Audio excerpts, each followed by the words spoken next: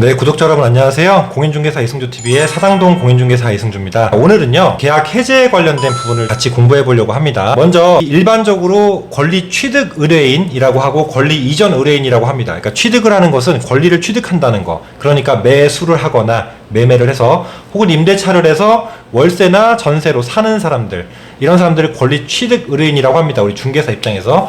반대로 이제 권리 이전 의뢰인은 말 그대로입니다. 권리를 이전하는 사람이니까 매도를 하는 매도인이 될 수도 있고 또 임대인이 될 수도 있죠. 이제 여기서 계약을 해제할 때 계약을 해놓고 계약금을 보냈어요. 계약을 해지하고 싶을 때 항상 뭐라고 합니까? 기본적으로 계약금 일부, 가계약금 이런 용어, 규정, 정리, 배제하고 차치하고 계약금만 가지고 봤을 때 매수인 혹은 임차인은 그 계약금을 포기하죠.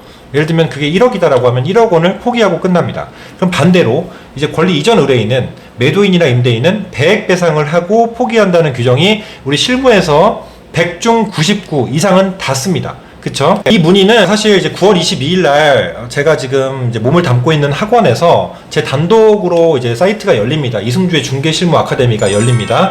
거기에서 이제 제가 실무 커리큘럼에서 또 말씀을 드릴 세부적인 부분이에요. 근데 이제 일부를 기초적인 내용을 말씀을 드리려고 하는 건데요. 첫 번째, 그렇다면 이제 배액 상환이라고 하잖아요. 2배로 물어주고 상환을 한다. 요지를 보면 왜 2배고 그리고 2배라는 규정이 법적으로 정해져 있냐 이겁니다. 그래서 먼저 첫 번째, 왜 2배냐면요. 일반적으로 매수인이 포기한 돈이 1억 원이라고 아까 했죠. 그러면 매도인도 받은 돈이 1억이잖아요. 그죠? 그럼 그 받은 돈에 자기도 1억 원만큼 출자해서 손해를 똑같이 봐야 돼요. 그래서 2억이 되는 거예요. 이해하셨죠? 그래서 배액 배상이 되는 거예요. 매도인이 2배를 더 손해보는 게 아니고요. 받은 돈에 자기 돈만큼을 얹어서 손해금을 똑같이 만드는 게 바로 배액 배상의 일반적인 원칙입니다. 기초 부분임에도 불구하고 초보 중개사분들은 이 내용을 모르실 거예요. 그쵸? 그런 내용들을 제 고급 중개 실무에 담는 거예요. 나중에 이제 제 프리미엄 고급 중개 실무반에 들어가서 자세히 설명드리는 내용들인데요. 어쨌든 이어서 설명하면 두 번째, 그렇다면 이 배액 배상 규정이 바로 법에 규정되어 있는가라는 질문입니다. 정답은요, 규정되어 있습니다. 자, 지금 화면 하나 띄워드릴 건데요. 보시자고요.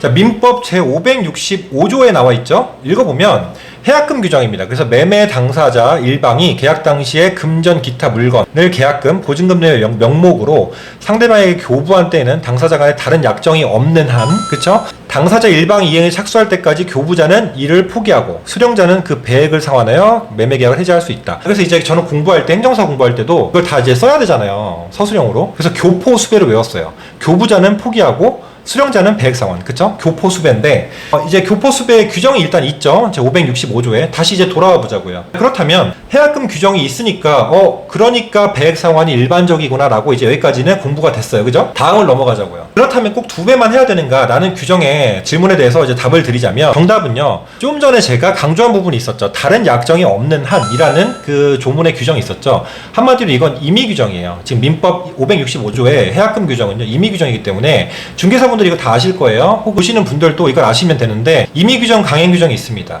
자, 임의 규정은 특약이 우선해요. 양 당사자 특약이 우선하는 거예요, 약속이. 그래서 규정은 있지만 약속된 특약을 우선하는 게 임의 규정이고요. 강행 규정은 법에 명시를 해놨기 때문에 이대로 따라야 되는 거예요.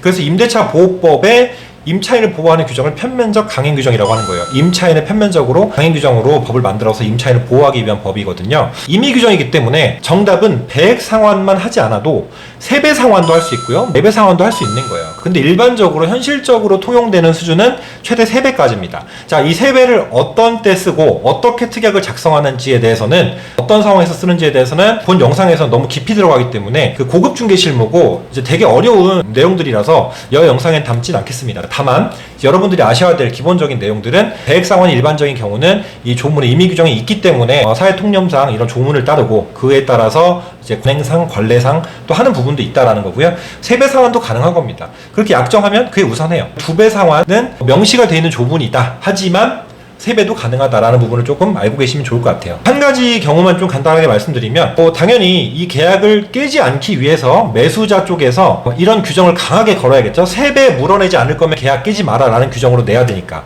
예를 들면은 강남 쪽 그래서 뭐 정말 가격이 급등한다 혹은 부동산 매수 시기에 너무 급등한다 이럴 때 있죠. 이럴 때 이제 3배 해약금 규정을 걸기도 하고요. 물론 상대방 그러니까 매도인이 이를 동의해 줘야 되지만 그런 규정을 걸기도 하고 혹은 뭐 이럴 때는 중도금을 약정한 기일보다 좀 빨리 넣는 그런 규정도 설정할 수 있죠. 그래서 이때는 다만 중도금 규정은 약정한 날짜보다 빨리 넣으면 무효로 한다라는 내용이 있지 않으면 그러면 일반적으로 중도금은 기한의 이익을 준 거기 때문에 먼저 넣어도 유효합니다. 자, 여기서 중도금 얘기는 하지 않겠습니다. 더 이상 해약금 규정에 대해서는 배액 상환만 있는 것이 아니고 세배 상환도 가능하다라는 내용으로 오늘 내용을 짧게 정리하도록 하겠습니다. 시청해주셔서 감사하고요. 다음 영상에서 또 만나도록 하겠습니다. 다음에 만나요.